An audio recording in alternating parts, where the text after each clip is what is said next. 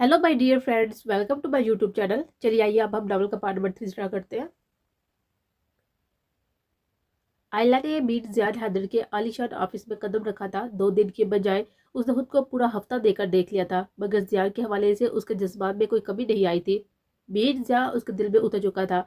आयला जैसी एहसास से आई लड़की पहली नजर की मोहब्बत में गिरफ्तार हो चुकी थी। ये एहसास और जज्बात आयला के लिए बहुत नए और अनोखे थे, जिन्होंने उसके दिल की दुनिया बदल दी थी। आयला पहली बार अपनी जिंदगी के किसी मामले में इतनी सीरियस हुई थी। उसको जिया के ऑफिस में बैठकर उसका वेट करते हुए 3 घंटे गुजर चुके थे। वो जब भी उसके पीए से मिलने का कहती, उसका एक ही जवाब होता कि सर बिजी है। आयला समझ गई थी कि जिया जानबूझकर ऐसा कर रहा है, वो उसे मिलने नहीं चाहता। मजीद 1 घंटा वेट करने का सोचते उसने प्लान बना लिया था कि अब उसको क्या करना है। जियान से मिलने बगैर तो वो किसी कीमत पर भी नहीं जाना चाहती थी। एक्सक्यूज मी, क्या आप मुझे बता सकते हैं कि बीस जियाद हैदर का ऑफिस किस साइड पर है? आयला ने पास से गुजरते हुए ऑफिस के एक वर्कर को रोकते हुए मुस्कुराकर पूछा था। उसे पता था कि उसकी मुस्कुराहट इतनी खूबसूरत है कि ये आदमी ना चाहने के बावजूद उसे बता देगा। वो अभी ऐसा ही था। वो बहुत ही खुशी खुशी जिया के ऑफिस की सारी लोकेशन समझा गया था। आयला सब लोगों से नजर बचाकर जिया के ऑफिस के सामने पहुंची, मगर दरवाजे के बिल्कुल बाहर पियर को जमा देकर आयला झंझला कर आ गई थी। जिया ने हैदर से मिलने के लिए उसे कितने पापड़ बेलने पड़े थे। आयला ने जैसे ही देखा पियर उसकी जाने मुतवज्जो है, आयला आगे बढ़ी, लेकिन अगले ही कदम पर उसका पैर बुरा था। आयला की चीज सुनते पियर भागता हुआ उसके पास आया था। मैडम आप ठीक है? पियर को करीब आता देखकर आयला की एक्टिंग शुरू हो चुकी थी। वो रोते हुए उसे किसी की हेल्प करने के लिए बुलाने का बोल रहे थे। पियर बेचारा घबराया सा बाहर की तरफ भागा था। उससे भी कहीं ज्यादा फुर्ती से आयला वहां से उठती हुई जिया के ऑफिस की तरफ बढ़ गई थी। आयला बिना दरवाजा नॉक किए हुए जिया के ऑफिस में दाखिल हुई थी, जो कुर्सी की बैग से टेक लगाए किसी फूड कॉल में मसरूफ था। आहट पर जिया ने जैसे ही पलट कर दरवाजे की तरफ देखा, आयला को वहां देखकर उसकी कशादा पेशानी पर सिलबट्टू का जाल बिछ गया था। तो तुम्हारी हिम्मत कैसे हुई बगैर मेरी इजाजत के मेरे ऑफिस में दाखिल होने की? Get out! जियाद फौरन फोन बात करता हुआ दबे लहजे में दौड़ा था। उस लड़की को देखना भी पसंद नहीं करता था जो हाथ धोकर उसके पीछे पड़ गए थे। आयला उसके चलाने पर बुरा मुंह बनाए बगैर मोहब्बत पाई नजर से उसकी जन्म देखते हुए आगे बढ़ गई थी। मीर, क्या तुम एक बार मेरी बात आराम से सुन सकते हो प्लीज? आयला ने जिस तरह नर्म लहजे में कहते हुए जियाद से इजाजत मांगी थी, उसे खुद भी यकीन नहीं आ रहा था कि वो कभी ऐसे भी बात कर सकती है। उसने जिस तरह से जियाद का नाम पुकारा था, उसकी आंखों में वाज़ेह इल्तिजा देकर जियाद इनकार नहीं कर पाया था। बोलो, 5 मिनट है तुम्हारे पास। आयला जियाद के सामने वाली कुर्सी पर बैठ गई थी। मैं जानती हूँ तुम्हारी नजर में मैं बहुत ही बुरी लड़की हूँ, शायद दुनिया की सबसे बुरी लड़की, लेकिन ये सच है कि मैं तुमसे बहुत मोहब्बत करने लगी हूँ। आज तक मुझे लगता था कि मुझे किसी से भी नफरत है, कोई फर्क नहीं पड़ता, चाहे पूरी दुनिया मुझे नापसंद करे। लेकिन इस एक हफ्ते में मुझे इस बात ने बहुत ही तड़पाया है कि जिस शख्स से मैं सबसे ज्यादा मोहब्बत करने लगी हूँ, वही मुझे सख्त नापसंद करता है। मुझे तुम्हारी नफरत से बहुत ज्यादा फर्क पड़ रहा है। मीर जान, एक बार आजमा कर देख लो, मैं इतनी बुरी लड़की नहीं हूँ। तुम जो कहोगे मैं वो कर लूंगी। तुम्हारी खातिर खुद को पूरी तरह से बदल दोगे। प्लीज एक बार चार्ज दो। आया जज्बू से चूड़ लहजे में कहती हुई अपने जज्बात का इजहार कर रही थी। वो ऐसी ही थी। नफरत और मोहब्बत दोनों डंके की चोट पर करती थी। डंडा तो उसने कभी सीखा ही नहीं था। कोर्ट से आयला की बात सुनते हुए जियाद हैदर ने आहट में इस तरह की मुस्कुराहट फोटो पर सजाए उसकी जन्म देखा था। आज से पहले कितने बंदूक कैसे बोल चुकी है मिस आयला इकराम। जिया की बात सीधे आयला के दिल पर जाकर चुभी थी। ये शख्स उसे समझने को तैयार ही नहीं था। वो उसके जारी हुलिये से ही उसके किरदार का अंदाजा लगा चुका था। सिर्फ तुम ही वो पहले और आखिरी मर्द हो जिसके सामने आयला इकराम जिंदगी में पहली बार झुकी है। आयला ने जिया की आंखों में देखते हुए मजबूत लहजे में कहा था। इस पर जिया फौरन निगाहें फेर गया था। वो कोशिश के बावजूद अल्लाह की आंखों में मौजूद सच्चाई नजरअंदाज नहीं कर पा रहा था। तुमने जो बात कहनी है ना, मैंने वो सुन ले। अब तुम जा सकती हो। जिया इस सहरा के शहर में बिल्कुल भी नहीं आना चाहता था, इसलिए उसे उठता ना देकर खुद ही अपनी सीट छोड़ गया था। मीर प्लीज इतने सख्त दिल मत पड़ो, एक बार मुझे समझने की कोशिश तो करो। आयला भी अपनी सीट से उठती हुई जल्दी से उसके सामने आई थी। आयला इकरा, मुझे तुम्हारी सबसे ज्यादा यही बात नापसंद है कि तुम्हारे लिए तुम्हारी इज्जत, तुम्हारी सेल्फ रिस्पेक्ट को मैंने नहीं रखती। जितनी मैं तुम्हारी इंसल्ट कर चुका ना, तुम्हारी जगह कोई और इज्जतदार लड़की होती तो दोबारा मेरे सामने आना भी पसंद ना करती, मगर तुम ये सब करके मेरे नजदीक अपनी रही सही रिस्पेक्ट भी खो चुकी हो। ज्यादा नफरत पर भी नजरें पर डालता हुआ एक बार फिर उसका दिल्ली कर गया था। लेकिन इस पर आयला अपने गुस्से को काबू नहीं कर पाई थी। मीर जान हैदर, कहाँ लिखा है कि अपनी मोहब्बत का इजहार करने वाली लड़की इज्जतदार नहीं होती? मर्द करे तो सब ठीक है, लेकिन औरत अगर अपने जज्बात का इजहार करे तो उसे इस तरह रस्वा कर दिया जाता है। तुम्हारे मुताबिक मैं एक बदकिरदार लड़की हूँ ना, तो याद रखना मीर ज्यादा हैदर, इसी बदकिरदार लड़की से मोहब्बत करोगे तो तुम्हारी जिंदगी में अगर कोई लड़की शामिल होगी तो वो सिर्फ मैं होगी। मेरी अब तक की जिंदगी में सिर्फ नफरत और दोस्ती जैसे रिश्ते थे जिनको मैं पूरी ईमानदारी से निभाया है मैंने। तो मोहब्बत का रिश्ता तो उससे कहीं ऊपर है, उसके हाथों तो मैं अपना आप ही दांव पर लगा सकती हूँ। मीर ज़ियाद हैदर, लिख लो मेरी ये बात। एक दिन तुम भी मुझे बेइंतहा मोहब्बत करोगे, ऐसे ही तड़पोगे मेरे लिए जैसे मैं तड़प रही हूँ तुम्हारे लिए। आयला ज़िया के कलूर की बैग अपनी सासू में उतारते हुए एक दर्द भरी मुस्कुराहट ऊपर उछालती हुई वहां से निकल गई थी। ये पागल लड़की मुझे भी पागल कर देगी। ज़िया टेपा हुआ पड़ी हुई फाइल्स को दूर उछालता हुआ गुस्से से डरा था। बहुत नजरअंदाज करने के बावजूद भी इस लड़की की बातें ज़िया के दिल पर असर करती। आयला की आंखों में आज उसे अजीब से वीरानी महसूस हुई थी, जैसे वो मोहब्बत की चाहत की प्यासी हो। मैं इस लड़की के बारे में क्यों सोच रहा हूँ? जब मुझे उसमें कोई इंटरेस्ट नहीं है तो उसके बारे में सोचकर टाइम क्यों वेस्ट करना? बहुत बड़ी ड्रामाबाज होती है ये लड़कियां, जाने कैसे कैसे तरीकों से अपने जाल में फंसाने की कोशिश करती है। जियाद आयला की बातों पर अच्छा खासा झंझला हुआ था, इसलिए खुद भी उलझते हुए ऑफिस से निकल गया था। वो दोनों नहीं जानते थे कि मोहब्बत और नफरत की इस जंग में किस्मत उनके साथ कैसा मजाक करने वाली थी। सर, पुलिस ने हमारे 2 अड्डों पर हमला करके उन्हें अपने कब्जे में ले लिया है और अब वो आपको गिरफ्तार करने के लिए मुख्तलिफ जगहों पर छापे मार रहे हैं। शहबाज खान का खास आदमी काशिफ घबराया हुआ अंदर दाखिल हुआ था। शहबाज खान को लगा था उसका अंजाम बहुत करीब आ चुका था। अगर उसने जो आज तक मजलूमों का नाहक खून बहाया था, लोगों की जिंदगियां बर्बाद करके रख दी थी, तो आज उस सब बातों का हिसाब देने का वक्त आ गया था। शहबाज को इस बात का इल्म था कि एसपी हशाम किसी भी वक्त उस तक पहुंच जाएगा, लेकिन इतनी जल्दी इस बात की उम्मीद उसे बिल्कुल भी नहीं थी। बिन्नोहा का ख्याल आते ही शहबाज खान जल्दी से पिछले दरवाजे की जानिब बढ़ गया था। अभी वो गिरफ्तारी नहीं दे सकता था। उस अपनी बेटी को बेफूस करा था और उसे किसी सूरत इस बेरहम दुनिया के रैबो करबर पर नहीं छोड़ता था। वो नहीं चाहता था कि उसके किए गए घिनौने कामों की सजा उसकी मासूम बेगुनाह बेटी को मिले। रुक जा शहबाज खान, वरना जो हाल मैं तुम्हारा करूंगा वो अदालत के सामने से भी कहीं ज्यादा इबतनाक होगा। उससे पहले कि शहबाज खान वहां से फरार होता, एसपी हशाम उस तक पहुंच चुका था और उसके पैरों के नजदीक जमीन पर फायर करते हुए उसे फरार होने से बाज रखा था। जब वो कोई और डांट ना पाते हुए शहबाज खान ने खुद को पुलिस के हवाले कर दिया था, लेकिन बिठा की फिक्र उसे अंदर ही अंदर खाई जा रही थी। उसके समझ में नहीं आ रहा था कि ऐसा कौन है उसकी जिंदगी में जिस वो बिना की हिफाजत की भीख मांग सकता है, क्योंकि उसके तमाम दोस्त ये सुन करके वो गिरफ्तार हो चुके हैं, उसके जानी दुश्मन बनने वाले थे। उनके हर राज से शहबाज खान वाकफ था और सब इसी डर से कहीं वो उसको भी ना फंसा दे। उसे ब्लैकमेल करने के लिए कुछ भी कर सकते थे। हाय हैंडसम, कैसी हो? जैन मकबूल के मुताबिक सुबह 5 बजे जागे के लिए पार्क की करीब पार्क में आया हुआ था जब अपने पीछे आयला के बाद सुनते वो पलटा था। आयला ट्रैक सूट पहनने अभी इतनी ठंड में होले होले कांपती मुस्कुराती आंखों से उसकी जन्म देख रही थी। ग्रे कलर के ट्रैक सूट के ऊपर ब्लैक कलर की स्टाइलिश सी चादर लपेटे हुए ठंड से बचने की कोशिश की गई थी। हाथों को गर्म करने के लिए आपस में रगड़ती वो हसीन सुबह का एक दिल फरेब हिस्सा लग रहे थे, मगर सामने खड़े मीर जियाद हैदर को इस दिल फरेबी में कोई इंटरेस्ट नहीं था। तुम यहाँ जियाद की तेवरी चढ़ाकर पूछने पर आयला ने अपनी नजरें फेर ली थी। उसे क्या बताती कि इस तरह गुस्सा करता वो आयला को कितना प्यारा लगता है, जिसका मजबूत चौड़ा वजूद ट्रैक सुबह मजीद नुमाया लग रहा था। जब तुमने अपने ऑफिस और घर में मेरी एंट्री पे पाबंदी लगा दी तो तुमसे बात करने के लिए, तुम्हें देखने के लिए यही जगह मुनासिब लगी मुझे और मैं यहाँ आ गई। आयला उसे ये नहीं बता सकती थी कि सिर्फ और सिर्फ मीर जियाद हैदर की हाथों उसने अपनी नींद की कुर्बानी दी थी, वरना 9-10 बजे से पहले उठना उसके लिए दुनिया का सबसे मुश्किल तरीन काम था। और अब खुद को अच्छे से कवर करने के बाद इतनी ठंड में उसे अपने दांत बजते हुए महसूस हो रहे थे, मगर जियाद से मिलने के लिए तो ये सब कुछ कुछ नहीं था। जियाद बिना बात कुछ बोले हुए अफसोस में सर हिलाते दोबारा से चाकी करना शुरू कर चुका था। वीर, तुम रोज यहाँ आते हो क्या? मतलब इतनी ठंड कैसे उठते हो सुबह? और रोज इतनी ठंड में तबीयत खराब नहीं होती? आयला बहुत मुश्किल से जियाद के साथ कदम लाने की कोशिश में हल्का होते सवाल करके थे।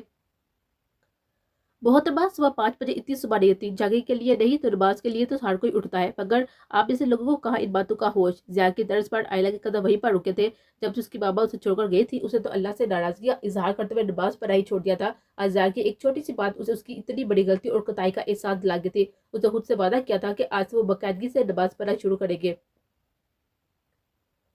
अपनी सोच पर पुरस्कुर होते हुए वो फिर से जिया की जानब कदम बढ़ा गई थी, जिसे देखकर आयला को लग रहा था कि वाकई ये शख्स उसकी जिंदगी बदल देगा।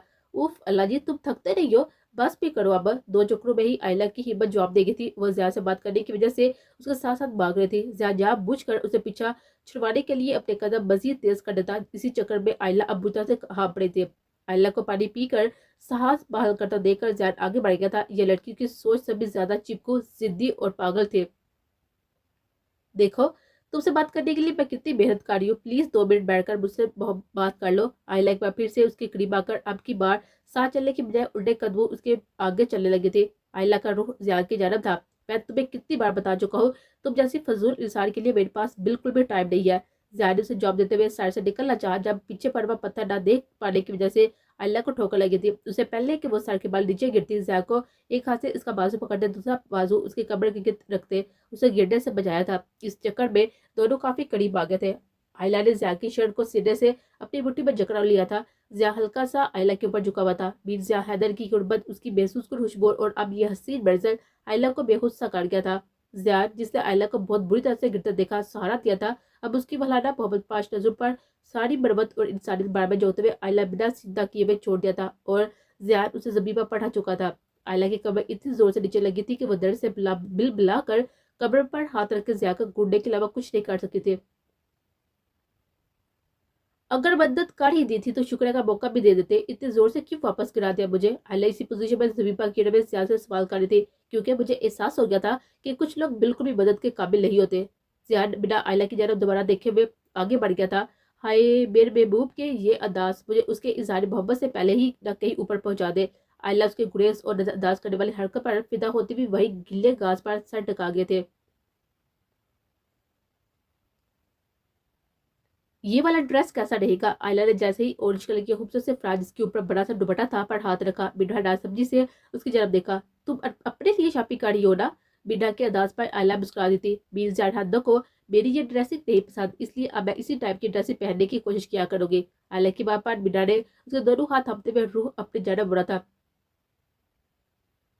तुम्हारी तबीयत तो ठीक है ना? तुम आयला इकराम, जिसे लोगों की बातों से कोई फर्क नहीं पड़ता, जिसकी नजरों में उसकी मर्जी उसकी खुशी सबसे ज्यादा अहम है, जो अपनी जिंदगी अपने हिसाब से जीना चाहती है, तो किसी और की मर्जी की खातर, और वो भी वो इंसान जिसे मिले तुम्हें एक महीना भी नहीं हुआ, तुम उसकी खातर खुद को बदलना चाहती हो। मुझे तो कुछ समझ में नहीं आ रहा। बिना को बहुत अच्छा लगता अगर आयला अपनी खातर खुद को बदलने की कोशिश करती, लेकिन अगर ऐसे इंसान के लिए जो उसे बात नहीं करना पसंद नहीं करता, ये सब करना बिना को बहुत ही बुरा लग रहा था। बिना मोहब्बत करने के लिए तो एक लम्हा ही काफी होता है, और मेरी जिंदगी में वो लम्हा आकर गुजर चुका है, चाहे एक बिना ही हुआ है, मगर मुझे ऐसा लग रहा है कि मैं सालों से उसे जानती हूँ। न जाने कब से चाहती आ रही हूँ उसे। वह शख्स मेरे लिए नया और अजनबी बिल्कुल भी नहीं है, और जहां तक रही उसकी नापसंदीदगी की बात, उसी के लिए तो ये सब कार्यों देखना, वो भी बहुत जल्द मुझसे मोहब्बत करेगा, मुझे चाहेगा, मुझे यकीन है। ये बात करते हुए आयला की आंखों में एक चमक वाजा हुई थी। आज आयला को इस तरह चेहरा देखकर बिन्ना को खुशी भी बहुत हो रही थी। अब वो बस यही दुआ करती थी कि मीर ज़ियाद हैदर को भी आयला से मोहब्बत हो जाए, उसकी दोस्त एक तरफा मोहब्बत के रोपे ही डर आ जाए। मीर ज़ियाद हैदर भी उसे इतनी ही मोहब्बत करे जिसकी वो दिल की अच्छी लड़की हकदार है, जो उसे कभी नहीं मिली। बहुत अच्छा है ये ड्रेस, बहुत सूट करेगा तुम पर, और तुम्हारे उस मीर साहब के दिल के तार जरूर छेड़ देगा, तुम इस ड्रेस में देखा। बिना की बात पर आयला मोहब्बत पाई उसकी तरफ देखते हुए मुस्कुरा दी थी। आयला के लिए उस दुनिया में बहुत ऐसी इंसान थी जिसे जानती थी, समझती थी, और जिंदगी की हर मुश्किल घड़ी में उसके साथ खड़ी रही थी। आज बहुत दिनों बाद इन दोनों दोस्तों ने जी भर कर शॉपिंग और एंजॉय किया था। एक भरपूर दिन गुजारकर बिना ड्राइवर के साथ घर के लिए निकल गए थे। क्या हुआ ड्राइवर, गाड़ी क्यों रोकती, और ये किसकी गाड़ी है, इस तरह हमारे सामने क्यों आ गए? गाड़ी ये अचानक से ब्रेक लगाने और किसी और की गाड़ी का सामने आकर रुकने पर बिना ने खौफजदा होते हुए ड्राइवर से पूछा था, और रोड वीरान होने की वजह से बिना के खौफ में मजीद इजाफा हुआ था। लेकिन इससे पहले कि वो कुछ समझ पाती और मदद के लिए किसी को पुकारती, उसकी गाड़ी से निकलकर आने वाले नकाबपोश आदमी ने पहले ड्राइवर के सर पर पिस्टल की पूछ मारकर उसे बेहोश किया, और फिर बिन्हा की जान बढ़ते हुए उसके चीरने से पहले ही उसके मुंह पर क्लोरोफॉर्म लगा रुमाल रखते हुए बेहोश करते हुए वहां से उठाकर लेकर गए थे। शहबाज खान, मुलाकात आई है तुम्हारा। शहबाज खान को आज तीसरा दिन था हवाला में बंद हुए। उसको हर तरह से टॉर्चर करते हुए बहुत सारे राज उगलवा लिए गए थे। ना ही किसी को उससे मिलने की इजाजत थी, और ना ही वो किसी से मिलना चाहता था। उसने एसपी हशाम से मिन्नत की थी कि उसकी बेटी को इसके बारे में कुछ पता ना चले, जिस पर हशाम बिना कुछ बोले मुस्कुराहट उस पर उछालता हुआ तर्ज या मुस्कुराहट उस पर उछालता हुआ निकल गया था। शहबाज खान पुलिस वाले की बात पर हैरान होते हुए पलटा था कि उससे मिलना कौन मिलने आ सकता है। कैसे हो शहबाज खान? रफीक न्याजी के खास आदमी नुमान को अपने सामने देखकर शहबाज की छठी हिस्स कुछ गलत होने का इलार्म देने लगे थे। तुम यहाँ क्यों आए हो? शहबाज खान ने दो टोक अंदाज पर नुमान हंसा था। लगता है शहबाज खान तुम्हें तो मुझसे भी ज्यादा जल्दी है। चलो फिर सुनो, रफीक न्याजी ने तुम्हारे लिए पैगाम भिजवाया है कि अगर तुमने उसके खिलाफ मजीद जरा सा भी मुंह खोला तो अपनी बेटी की जान और इज्जत जाने की जिम्मेदार तुम खुद होगे। अभी तक तो तुम्हारी बेटी हमारे पास बिल्कुल बेफूस है, मगर सिर्फ उस वक्त तक जब तक तुम मजीद एक राजवी रफीक न्याजी के खिलाफ नहीं उगलोगे। तुम्हारी बेटी अगवा ना होती तो अगर तुम अपनी दोस्ती भूलकर रफीक न्याजी के खिलाफ बयान ना देते तो। शहबाज खान को लगा था जैसे आसमान उसके सर पर आ गिरा हो। मुकाफाते अमल इतनी जल्दी शुरू हो जाएगा उसे यकीन नहीं आ रहा था। उसे किए की सजा उसकी बेटी को नहीं मिलनी चाहिए थी। उसकी बेटी बहुत एहसास और नाजुक थी और ये सब नहीं सह सकते थे। डूबान मेरी बात गौर से सुनो, इस सब में मेरी बेटी का कोई कसूर नहीं है, छोड़ दो उसे। शहबाज खान रोता गिड़गिड़ाता रह गया था, लेकिन डूबान उसे किसी की बात सुने बगैर वहां से निकल गया था।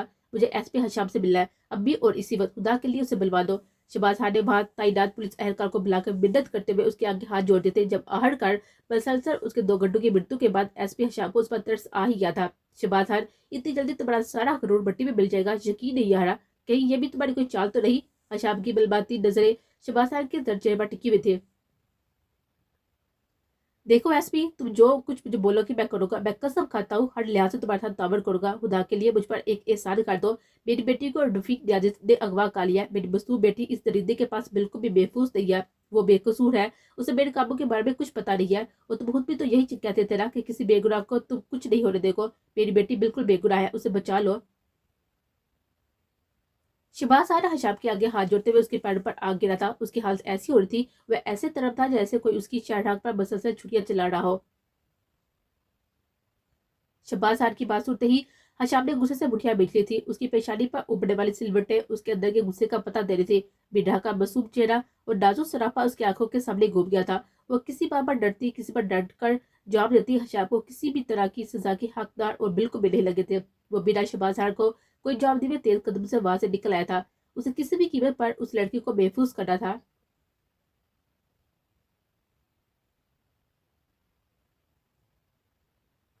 हशाम पिछले 3 घंटों से मुसलसल बिड्रा को ढूंढने की कोशिश कर रहा था, मगर उसे अभी तक बिड्रा का कुछ नहीं पता चला था। ये जानते हुए भी कि वो एक मुजरिम की बेटी है, हशाम को इस मासूम लड़की की बहुत ज्यादा फिक्र हो रही थी। हशाम को अपनी गलती का शिद्दत से एहसास हो रहा था कि शहबाज खान की गिरफ्तारी के फौरन बाद उसे उसकी बेटी की हिफाजत का इंतजाम करना चाहिए था, क्योंकि बिड्रा किसी किस्म की सजा की हकदार बिल्कुल नहीं थी। इसलिए अब दबाव में एक प्लान तरतीब देते हुए उसे रफीक नियाजी के एक आदमी से हासिल किया गया। उसका नंबर मिलाया था। SP Hasham speaking. रफीक नियाजी के कॉल अटेंड करते ही हशाम अपने गुस्से पर काबू पाते हुए दबे लहजे में बोला, ओ जहे नसीब, आज तो बड़े बड़े लोगों ने याद किया है हम गरीबों को। आज हमारे बाग कैसे खुल गए। तुम जो कर रहे हो ना वो बहुत गलत है। तुम अभी मेरे टारगेट पर बिल्कुल भी नहीं थे, मगर इस लड़की को किडनैप करके तुमने जो हरकत की है ना, वो किसी सूरत काबिल कबूल नहीं है। एसपी साहब, मैंने तुम्हारे खिलाफ कुछ नहीं किया, बल्कि सिर्फ और सिर्फ अपने दफा के लिए इस लड़की को अगवा किया है, जो कि इस वक्त मेरे पास बिल्कुल सही सलामत मौजूद है। मैं तुम्हारे खिलाफ कोई सख्त एक्शन अभी बिल्कुल भी नहीं लेना चाहता, इसलिए अपनी भलाई को मद्देनजर रखते हुए मेरी बात मान लो। तो क्या चाहते हैं एसपी साहब आप हमसे? रफीक नियाजी ने हशाम का मकसद जानना चाहता। उस लड़की को मेरे हवाले कर दो। एसपी हशाम गुर्देजी चेहरे पर पतीले सजावे बोला। मोबाइल पर उसकी गिरफ्त बहुत ही मजबूत थी। हाँ हाँ हाँ हाँ, क्या हुआ एसपी? एक मुजरम की बेटी से इतनी हमदर्दी क्यों? वो मुजरम की बेटी है, मुजरम नहीं, और इस मुल्क का मुहाफिज होने के नाते उसे बचाना फर्ज है मेरा। मैं तुम्हारी हर शर्त मानने को तैयार हूँ, मगर तुम्हें उस लड़की को बाहिफात मेरे हवाले करना होगा। उसकी आंखों के आगे बिना का हसीन चेहरा लहराया था, जिसे हशाम ने उसे हुई हुई चंद मुलाकातों में बेफिक्री, बुलापन, मुसूबे से जगमाते ही देखा था, जिसमें उसकी आंखों की उदासी हमेशा नुमाया रहती थी। एसपी साहब, अब की ना समझदारी की बात तो भी ठीक है। शहबाज खान के मेरे खिलाफ जो भी सबूत तुम्हें दिया है ना, उन्हें मेरे हवाले कर दो। ये लड़की बाहिफाजत तुम्हारे पास पहुंच जाएगी।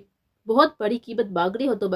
एसपी हशाम इतनी आसानी से अपनी मोहब्बत से, अपनी मेहनत से इकट्ठे किए गए सबूत उसके हवाले करने के हक में बिल्कुल भी नहीं था, जिसकी बुनियाद पर वह बहुत से मजलूम लोगों को इधर उधर से बचा सकता था। क्या हुआ एसपी हशाम गुरेजी, इस लड़की की इतनी सी भी कीमत नहीं तुम्हारी नजर में? जिया की आंखों के सामने बिड्रा का चेहरा हट ही नहीं रहा था। उसने आहट का उसे हामी बनने में मजबूर कर दिया था।